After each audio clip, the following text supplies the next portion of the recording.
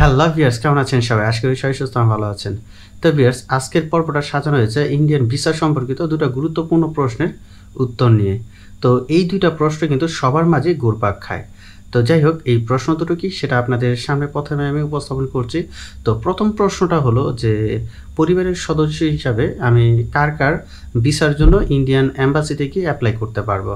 অর্থাৎ ভারতের ভিসার জন্য আমি পরিবারের কার কার ভিসার জন্য অ্যাপ্লাই করতে পারবো, মানে সশরীরে গিয়ে। এই একটা প্রশ্ন থাকে যে অনেক সময় বলে আমি কি ছেলে হিসাবে আমার বাবা বা মার বা ভাই বোনের কিংবা ওয়াইফের ভিসার জন্য অ্যাপ্লাই করতে পারবো কিনা, বা বাবা হিসাবে আমি কি ছেলের ভিসার জন্য অ্যাপ্লাই করতে পারবো কিনা। অনেকেই দেখা যায় একজন পিতা হিসাবে আমার ভিডিওতে একজন প্রশ্ন করেছে যে আমি কি বাবা হিসাবে ছেলের ভিসার জন্য অ্যাপ্লাই করতে পারবো কিনা। তো তার ছেলের পরীক্ষা ছিল, তো সে চাচ্ছে যে ছেলেরটা সে নিজে গিয়ে করতে। তো যাই হোক, এ ধরনের প্রশ্ন অনেকের মাঝেই ঘুরপাক খায়। আরেকটা প্রশ্ন যে যখন ভিসার যে ডেলিভারি ডেট দেয়, ওই ডেলিভারি ডেটে গিয়ে আমি পরিবারের সদস্য হিসেবে কার কার ভিসার ডেলিভারিটা নিতে পারবো। যাই হোক, এই দুটো প্রশ্নে আমি আপনাদের মাঝে ক্লিয়ার করে দেবো।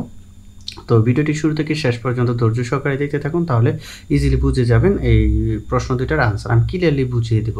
তো প্রথম প্রশ্নে আসি যে আসলে আপনি পরিবারের কোনো সদস্যের ভিসার জন্য আপনি অ্যাপ্লাই করতে পারবেন না। ধরেন আপনি বাবা হিসাবে আপনার ছেলে বা মেয়ে বা আপনার যদি ওয়াইফ থাকে, তার ভিসার অ্যাপ্লাইটা আপনি নিজে করতে পারবেন না। কারণ হয় কি, ভিসার অ্যাপ্লিকেশনটা কয়েকটা স্টেপে হয়ে থাকে, ঠিক আছে? আমরা ডকুমেন্ট দেওয়ার পর আমাদেরকে কী করতে হয়, আমাদের যে বায়োমেট্রিক্স পদ্ধতিতে আমাদের 10 আঙ্গুলের ফিঙ্গারপ্রিন্ট দিতে হয় আর কি। পাশাপাশি আমাদের চোখের লেন্সও কিন্তু তারা নিয়ে যায়। তো স্বাভাবিকভাবে যার ভিসার জন্য অ্যাপ্লাই করবেন তাকে সশরীরে উপস্থিত থাকতে হবে। তাহলে আমার প্রথম প্রশ্নটা যেটা, তো সেটা হলো যে আপনি কারো ভিসার অ্যাপ্লাই আপনি করতে পারবেন না, শুধু আপনার নিজেরটাই করতে পারবেন, ঠিক আছে? তো পরিবারেরটা তো পারবেন না, আর বাইরের কারোটা কোনোভাবেই সম্ভব না।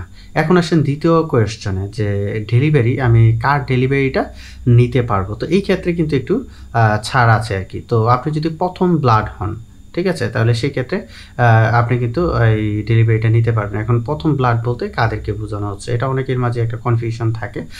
ধরেন বাবা হিসাবে কিন্তু ছেলে বা মেয়ের আপনার পাসপোর্টের ডেলিভারিটা সে নিতে পারবে বা ওয়াইফেরটা নিতে পারবে, ঠিক আছে? আবার ছেলে হিসাবে বাবা মা ভাই বোন বা ওয়াইফেরটা নিতে পারবে। এখন কীভাবে নিতে পারবে? ধরেন সেক্ষেত্রে কিন্তু যে ডেলিভারিটা নিতে যাবে তাকে কিন্তু অবশ্যই তার পাসপোর্টটা নিয়ে যেতে হবে, ঠিক আছে? তো দেখেন, যদি তার বাবারটা ডেলিভারিটা নিতে যায়, তাহলে সেই ক্ষেত্রে তার পাসপোর্টে কিন্তু বাবার নাম কিন্তু আছে, ঠিক আছে? তার নিজের নামের পাশে বাবার নাম আছে।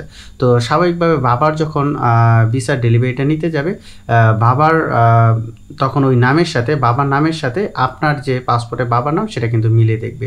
সেক্ষেত্রে যদি এক পায় তাহলে কিন্তু দিয়ে দিবে। সেম ওয়েতে আপনার মায়েরটাও কিন্তু আপনি নিতে পারছেন, কারণ আপনার পাসপোর্টে মায়ের নাম আছে। আবার পাশাপাশি আপনি আপনার ভাইয়েরটা বা বোনেরটা নিতে পারতেছেন। কেন পারতেছেন? কারণ আপনার ভাই বা বোনের পাসপোর্টে কিন্তু বাবার নাম দেওয়া আছে বা মার নাম দেওয়া আছে। আবার আপনার পাসপোর্টে বাবা বা মার নাম দেওয়া আছে। তো যদি এক হয় তাহলে সেক্ষেত্রে কিন্তু আপনি তাদেরটাও কিন্তু ডেলিভারি নিতে পারতেছেন। পাশাপাশি আপনি আপনার ওয়াইফেরটাও নিতে পারবেন, কারণ আপনার ওয়াইফের পাসপোর্টে কিন্তু স্বামীর নাম হিসেবে আপনার নাম আছে, আর আপনার পাসপোর্টে তো আপনার নাম আছে। তো দুইটা যদি একই হয় তাহলে সেক্ষেত্রে কিন্তু আপনি তাদের পাসপোর্টের ডেলিভারিটা নিতে পারছেন।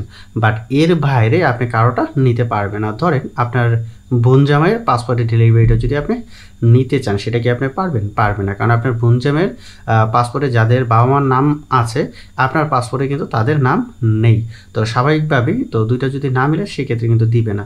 তো আসলে প্রথম ব্লাড বলতে তাদেরকে বোঝানো হচ্ছে, অর্থাৎ বাবা মা ভাই বোন, আর এর সাথে অ্যাড হয়েছে আপনার ওয়াইফেরটাও আপনি আনতে পারবেন আর কি, ঠিক আছে?